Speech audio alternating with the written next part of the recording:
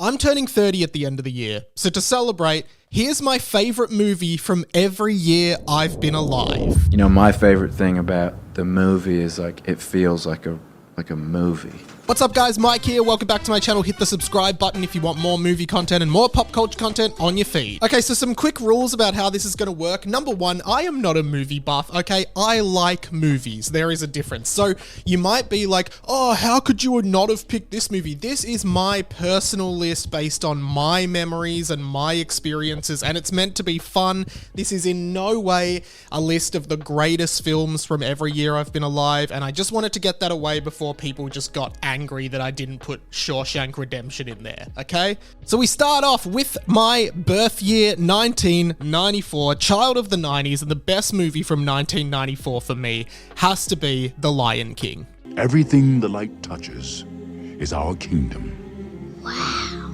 Classic Disney movie, so many great songs, and just an iconic film of my generation. You honestly can't look past it. 1995 is really easy as well. For me, it is Toy Story. You are a toy! You weren't the real Buzz Lightyear, you're an action figure! Again, the beginning of an iconic franchise, and this franchise has been a really important part of my life over the years, particularly with Toy Story 3, and just such an incredible achievement in 3D animation for its time. So, amazing movie. Going for fearsome here, but I just don't feel it. I think I'm just coming off as annoying. 1996 gets a little bit harder, but I ended up settling on Space Jam. What's going on here? Why, Michael? I thought you'd never ask. I think Space Jam's significance as a film is really understated these days, particularly because the sequel wasn't very good and didn't do very well. Space Jam just feels like a once-in-a-lifetime movie that, you have to have been a kid when you saw it to still love it.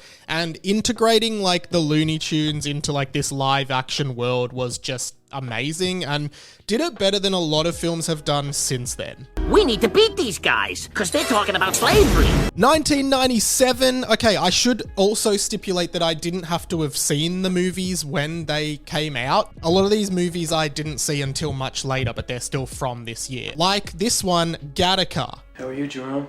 Not bad, Jerome. Gattaca is a really great sort of psychological science fiction movie. It's got Jude Law in it. It is just an amazing movie that I actually studied in high school. I highly recommend this for sci-fi fans. It's really good. 1998 is very, very tough for me. I was really tempted to go with Pokemon the first movie, Mewtwo Strikes Back. I see now that the circumstances of one's birth are irrelevant.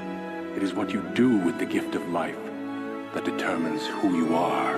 Which is still one of my favorite movies of all time. But at the end of the day, I had to go with The Truman Show.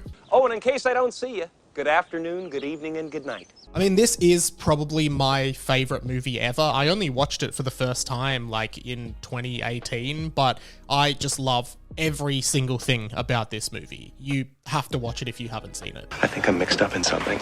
Mixed up in what?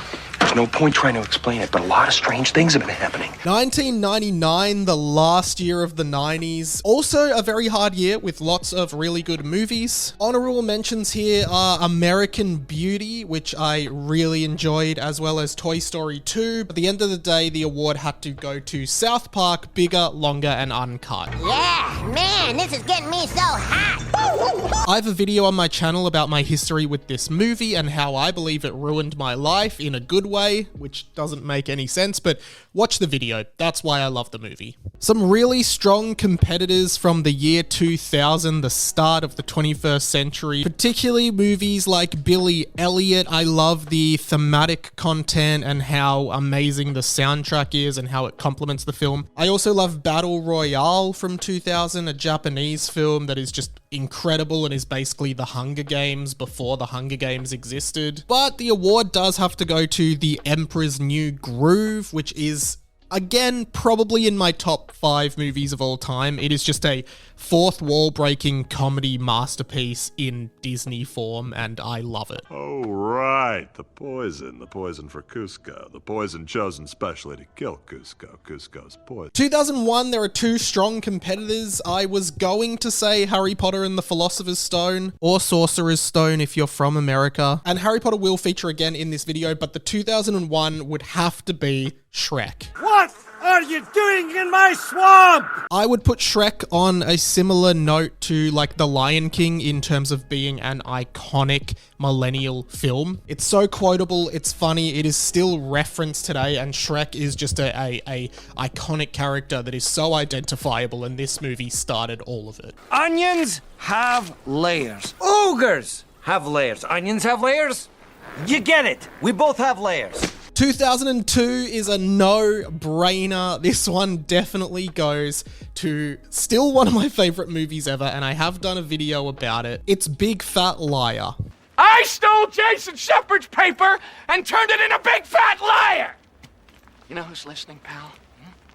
No one. This was a kid's film directed by Sean Levy, who actually went on to direct Deadpool and Wolverine this year. It starred Frankie Muniz from Malcolm in the Middle and Amanda Bynes from The Amanda Show, as well as Paul Giamatti. And it was just like this teenage kid who was trying to get back at a famous film director for stealing his school essay and turning it into a movie. Mwah, chef's kiss. Amazing film.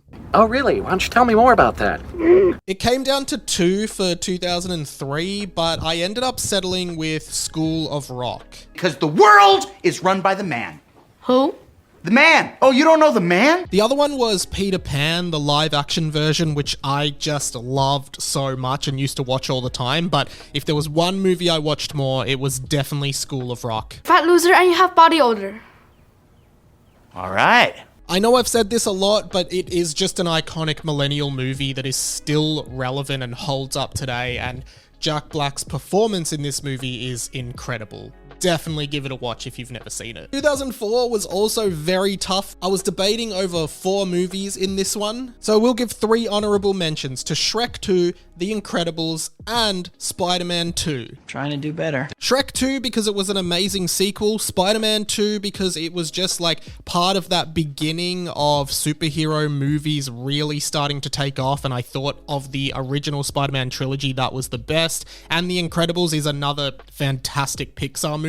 But my top movie from 2004 has to be Harry Potter and the Prisoner of Azkaban. Pettigrew's alive, and he's right there. Commonly referred to as the best movie in the Harry Potter franchise, and I kind of agree with that. It also is when everything starts feeling more mature, and Alfonso Cuarón's work as director really shines in this movie. Expecto Patronum!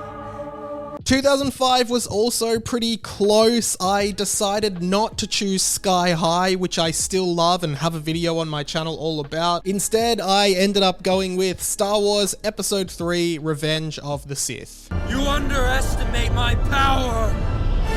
As a child of the 90s, I actually love the Star Wars prequels. I think they're genuinely very good movies. Maybe that's the nostalgia talking. But Episode 3 to me is the pinnacle of what they were going for, and it's kind of where they finally got the Anakin character sort of right. But I just love the story of Darth Vader and his history. I think it's one of the best tragedies in modern film and modern literature, I suppose, and I really liked watching this transformation. People will probably hate this one for 2006, but my favorite movie from 2006, without a doubt, is Click with Adam Sandler. And you better get started.